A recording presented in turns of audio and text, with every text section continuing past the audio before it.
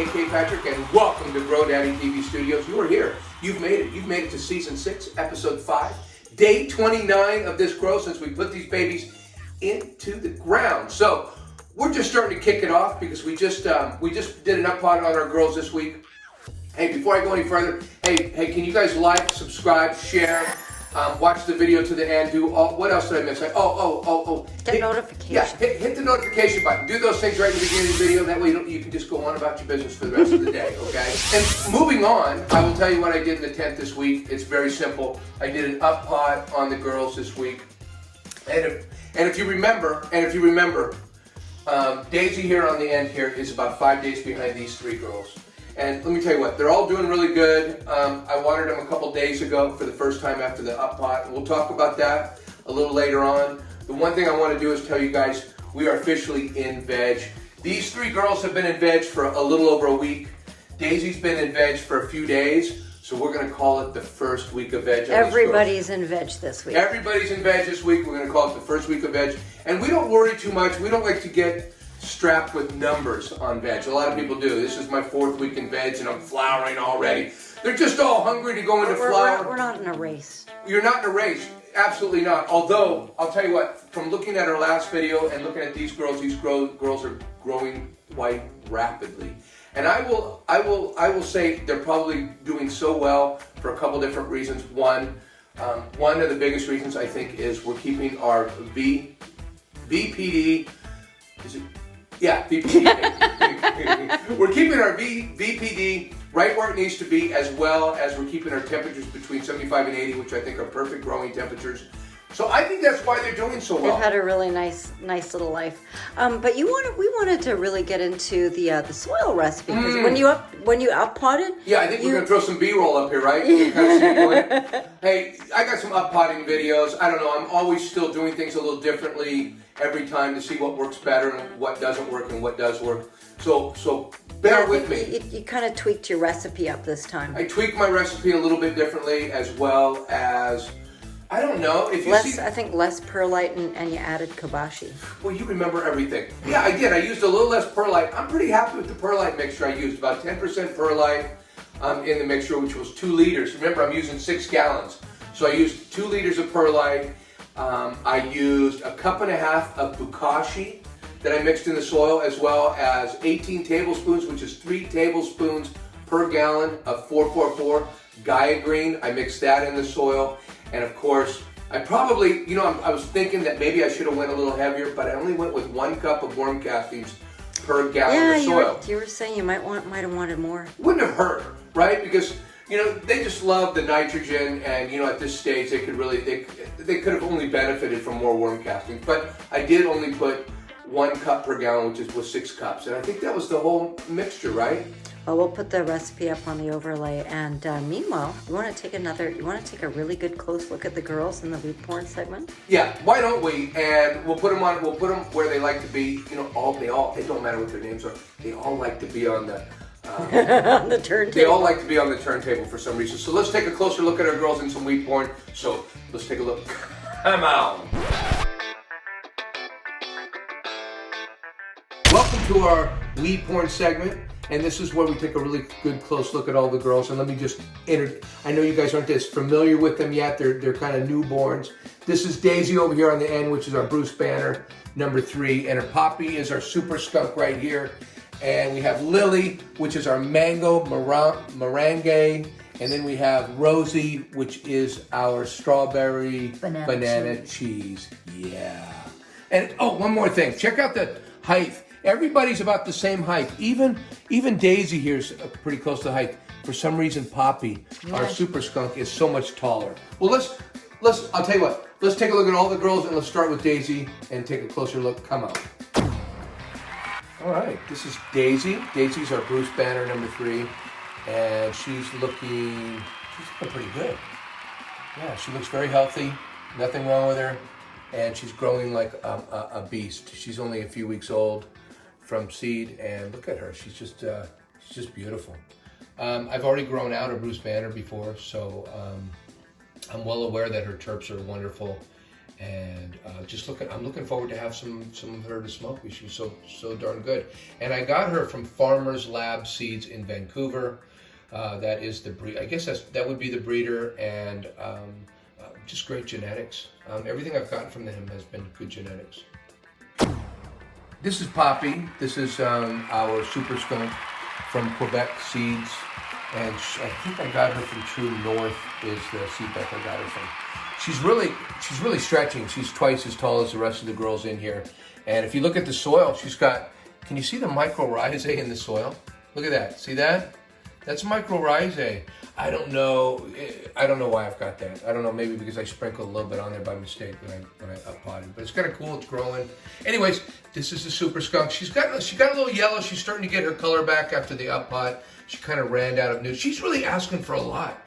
I mean, she's going to have a lot of needs this grow, I feel. No, she really is. She just seems like she's, like those kids that grow too fast.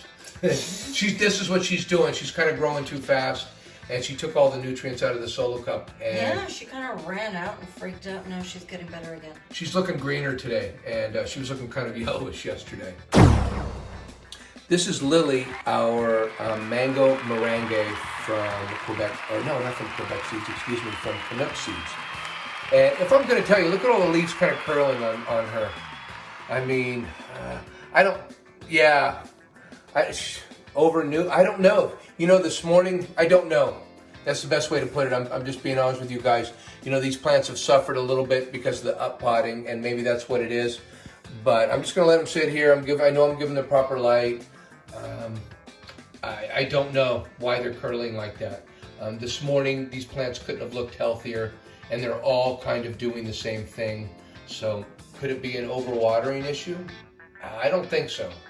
I'm going to give these a few more days, and hopefully they perk out of it. They were looking really, really good this morning, and they were all asking for more light this morning. I didn't give them any more light, just kind of letting them sit here and try to relax in what they got.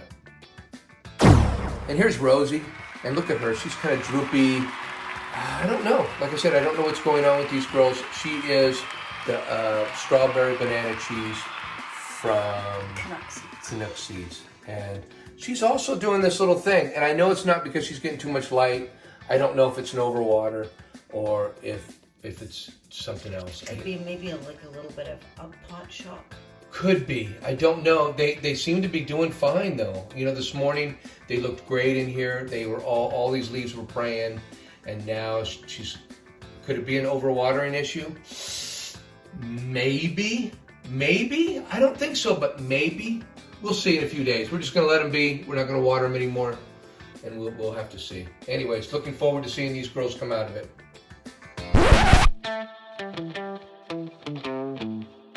In the tent this week, I did water, and I watered one time. I watered yesterday, and that was a couple days after I put these girls in their new 1.5 gallon containers. I just soaked them completely yesterday, and you can even see the mycorrhizae on top because it's moist, and the mycorrhizae is even growing on top. I pH'd the water to 6.3, trying for 6.5, and I watered them. I watered them completely thoroughly. That's all you did, though. You didn't add anything to the water, just dechlorinated and pH'd it, right? And I dechlorinated, of course, with my little vitamin C or absorbic acid. Yeah, that's your That's hack. what I use. And I did have to pH down a little bit. My pH that came out of the tap today was kind of high, so I did have to use some pH down. Nevertheless, if you don't have any of this and you're just getting your stuff out of your tap, it's going to work as well. Maybe not as well. Maybe doing all this fussing isn't really, but it's part of the hobby, and that's what I'm into. But if you just want to grow this stuff, with tap water, go ahead, give it a try. Odds are in your favor that will work just fine. You could get some really bad water, and like well water. There's some different waters you just don't want to put on these girls because they won't do very well with. But that's what we did in the tent with the water this week. Welcome to our Par Geek segment. This is where we're going to tell you everything we're doing in the tent that has anything to do with our lights and where we're putting them. Let's start out by first saying that we're using a Mars Hydro 3000 in this tent. So if you have one, hey, we got a nice light, and you can follow me if you don't know where to put your light. If you don't have one, this is going to give you a rough idea still where to hang your lights, more or less. Now, we are hanging them at 18 inches to the top of the canopy, which is the manufacturer's suggested height between 18 and 24 inches in bed, and we're putting it at the minimum because we know that we don't need 24 inches. It's just going to cost us more money. And you use that dimmer switch a lot. Well, of course, I set it 18 inches. I set my par at 260 because that's where it was and that's where the girls are used to. And I'm pulling 90 watts out of the wall to get to the 260 par that I'm getting at the top of the canopy, which, by the way, we're running the lights at 18.6 through veg, which gives us a DLI of 17 moles. And if you want to know anything more about that, you're going to have to look it up. Because I'm not talking about it today. Yeah, I'm not doing it. So let's move on and talk about VPD because it's a real quick one and we don't want to ignore it.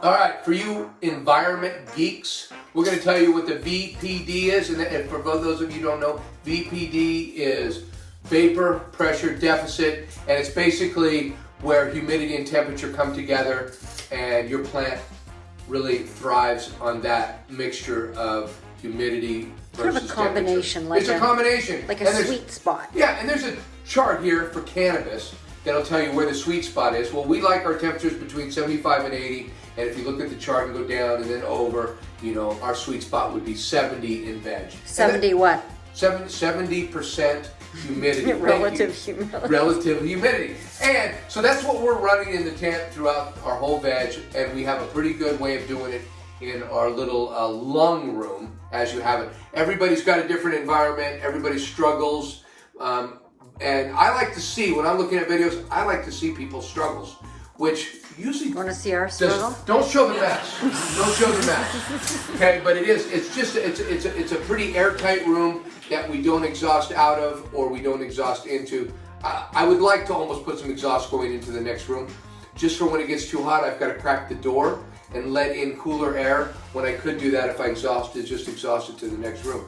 But that is our setup, where we're just totally in the same room. We're not exhausting out or in, and we're able to get our environment where we want it by setting a dial on our temperature gauge, and we're able to set our humidifier or our dehumidifier where we need to get into the range of humidity. And it works perfectly, and we're able to stay right where we want to.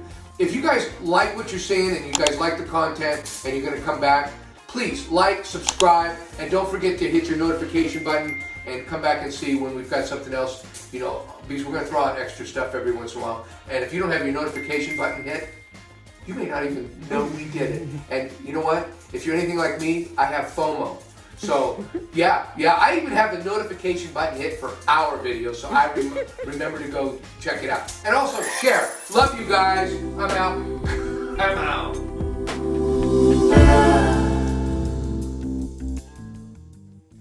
Hey everybody, I'm Grow Daddy, aka Patrick, and welcome to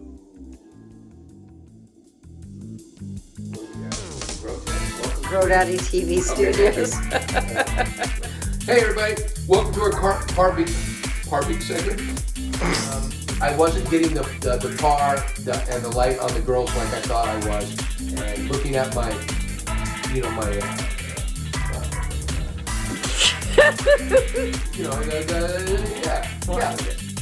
the meter. Watt meter. The watt meter, exactly. Looking at the watt meter, it told me, hey, your light is not working anymore. Anyways, this went way too long, so let me start.